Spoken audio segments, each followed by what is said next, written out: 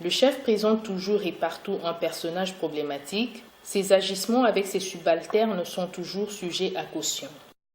Bien que lui-même soit professeur de formation et souvent issu de ce corps enseignant qu'il dirige, les professeurs ne l'acceptent plus comme tel et restent convaincus qu'ils n'ont pas d'ordre à recevoir de personnes quand il s'agit de leur spécialité.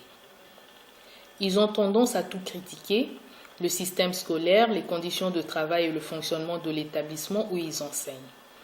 Mais à eux, il ne faut rien demander de plus. Piste de solution.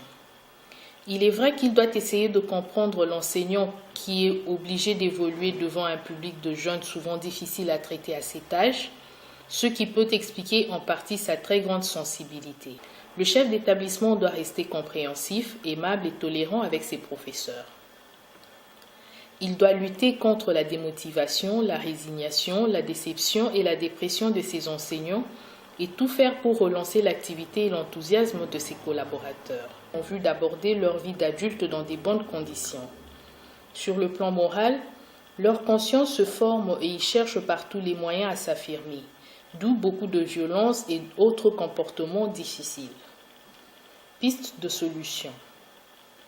Le chef d'établissement doit créer au sein de son école une atmosphère propice à cet apprentissage de la vie en commun.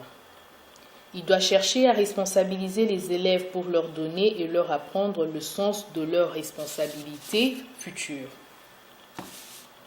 Le chef d'établissement doit créer au sein de son école une atmosphère propice à cet apprentissage de la vie en commun. Il doit chercher à responsabiliser les élèves pour leur donner et leur apprendre le sens de leur responsabilité future.